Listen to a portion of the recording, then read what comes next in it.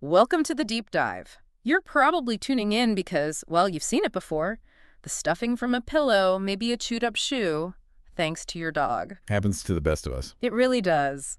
Today, we're zeroing in on that destructive behavior in dogs. It's super common, but honestly, often pretty baffling for owners. Yeah, and frustrating too. You're left wondering why and That's what right. can I even do?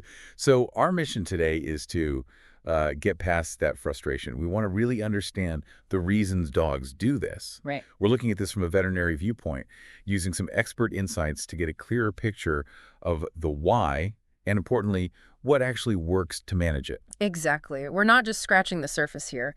The info we're digging into today really lays out that not all destruction is the same. hmm We'll be exploring this key difference between what vets call primary and secondary destructive behavior. And understanding that distinction, it's really fundamental to dealing with the problem effectively. So let's get right into it. When we say destructive behavior in dogs, what are we actually talking about?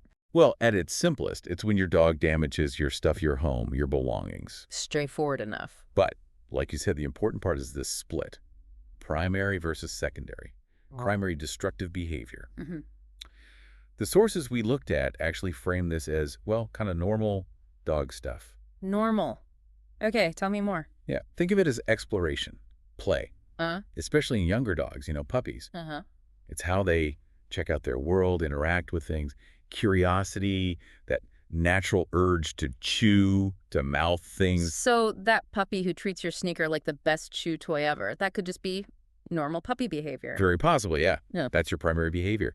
And the material we reviewed points to this being most common in dogs, like under a year-old. Okay, just part of growing up then. Pretty much. Now, Yeah. secondary destructive behavior, that's a different story. Right. This isn't just normal exploration. It's more like a sign, a symptom, really, that points to some underlying behavioral condition. And that can happen at any age, not just puppies. Exactly. Secondary destructive behavior can pop up anytime. Okay, so two main types. But before we get deeper into what causes each one, maybe we should touch on the impact on the dog itself. It's not just our furniture that's at risk, is it? That's a really crucial point. The sources highlight some potential physical problems for the dog. Chewing constantly, for instance, can actually damage their teeth. Ouch. And if they swallow pieces of whatever they're destroying, well, you could be looking at stomach upset, vomiting, diarrhea, Or worse. or worse, yeah, a serious blockage that might even need surgery. Wow. Okay. And it's not just swallowing things, right? The act itself can be harmful. Absolutely. All that scratching, digging, chewing, it can cause injuries like scrapes or paw damage. Makes sense. And of course, the nightmare scenarios if they chew on something toxic Yeah. that could affect, well, pretty much any organ system. So yeah, it's definitely more than just inconvenient for us. Okay. Definitely good to keep in mind. Let's circle back to that primary destructive behavior, the more normal kind. How can you tell if that's what you're dealing with versus something more serious? The information we have gives some pretty clear clues. Primary stuff often happens whether you're there or not. Oh, okay. It's usually not set off by something specific happening around them, like a loud noise or someone walking by. Yeah. And importantly, the dog isn't usually showing signs of like anxiety or aggression. It's more casual. More like, what's this? Let me taste it. Exactly, Oh. that kind of vibe. So what drives it then? Is it just puppy's gonna puppy? Well, there's a big element of natural instinct, for sure. Exploring, learning textures with their mouth. Right. But the source material notes that things like lack of supervision or not having enough good things to chew on, like toys, that can really ramp it up. If they don't have appropriate outlets, they're going to find something. Like if you don't give a kid crayons, they might draw on the wall. Same That- idea. Kind of, yeah. And our typical reaction, finding the mess and telling the dog off. Yeah, the knee-jerk scolding. The information we looked at suggests that might not be so helpful. Oh, how so? Well, for one, it can just make the dog scared or anxious. Okay. But maybe surprisingly, it can sometimes turn into attention-seeking. The dog learns, hey, chewing this thing gets my human's attention. Even negative attention is still attention. Huh. So you could accidentally be reinforcing the very thing you hate. Exactly. It can totally backfire. Man, that's a lot to think about next time I find a mangled sock. Okay, so that's primary. Let's shift to secondary destructive behavior. Yeah. You said it's a symptom. A symptom of what? Right. It's a flag that something else is going on with the dog. Our sources break it down into a few types, tied to specific causes. First up, attention-seeking behavior. Okay, and that's pretty much what it sounds like. They do it to get you to look at them. Yeah. The key here is that it happens when the owner is present. The destruction is the way they get your focus. Got it. What's next? Then there's separation-related anxiety. This one's pretty common. Ah, yes. This feels like the classic example people think of. The dog freaks out and destroys stuff when left alone. That's the hallmark. It consistently happens when the owner is gone. And what they destroy is often telling, too. Like what? Things with your scent clothes, maybe the couch where you sit, or points of exit, doors, windowsills. They're trying to get out, trying to cope with the anxiety of being alone. That's heartbreaking, really. Okay, what else falls under secondary? Storm or noise phobia? Right? The dogs who panic during thunderstorms or fireworks? Exactly. The loud noise triggers the destructive behavior or just intense anxiety. And this can happen whether you're home or not. Does being alone make it worse? It often can, yeah. Without you there for comfort, the fear can escalate. And finally, the sources mentioned territorial aggression. Okay, so this is about protecting their space. Pretty much. You see this arousal, this destructive behavior, but it's usually intermittent. It's triggered by something specific, like another dog walking by or the mail carrier. And it happens when the owner's there. Often, yes. Yeah. Your presence can even fuel it sometimes. They might damage things near windows or doors, trying to get at the perceived threat. Okay, wow. So primary is more developmental, maybe boredom or lack of outlets. Secondary is flagging these deeper issues. Attention-seeking, anxiety, phobias, aggression. That framework really helps. It does, right? So if you're trying to figure out which bucket your dog falls into, what does a vet look for? What's the diagnostic process like? Well, the absolute first step, according to our sources, is ruling out medical problems. Always got to check the physical stuff first. Makes sense. Oh, definitely. Because sometimes behavior changes are linked to health. For instance, if the dog isn't just chewing, but actually eating weird non-food things, that's called PECA, that plus destructive chewing could point to GI issues, maybe problems absorbing nutrients, or even just a diet change that's making them extra hungry. Interesting. Any other physical clues? Yeah, like excessive licking of surfaces, maybe walls or floors, that might suggest upper GI disease. Also, a big one is sudden onset in an older dog. If your senior dog, who's always been fine, suddenly starts destroying things and nothing major has changed in the house, that's a red flag for a potential medical issue. Like cognitive decline. Potentially, yeah. Age-related changes like cognitive dysfunction syndrome can sometimes cause weird behaviors, including destruction. So a vet visit is definitely step one. What kind of tests might they run? Well, standard blood work CBC, chemistry, urinalysis, often comes back normal if it is just primary destructive behavior. But they might run them anyway. They might, yeah, just to be thorough and rule out other things. Yeah. Especially with that sudden onset in an older dog, they might also consider imaging, like x-rays or an ultrasound. A good physical exam, paying close attention to the gut, is always key. Okay, so rule out medical first. Got it. Then what? How do we actually treat the destructive behavior? Right, so assuming any medical issues are being addressed, then we focus on the behavior itself. Let's start with managing that primary destructive behavior, the puppy stuff. Okay, for the young explorers. Yeah. The main thing here is management. Meaning? Meaning supervision.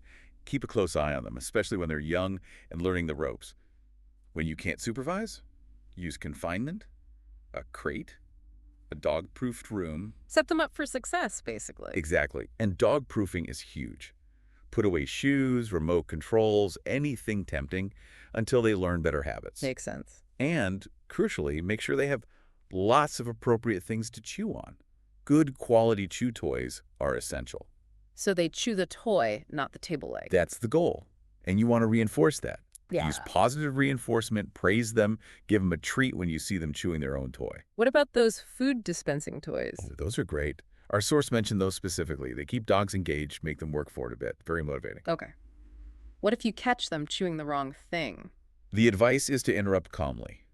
Maybe use a non-toxic bitter spray on the item beforehand, or just make a noise to get their attention. Then immediately redirect them to one of their good toys. Interrupt and redirect. Yep. And don't forget plenty of interactive play.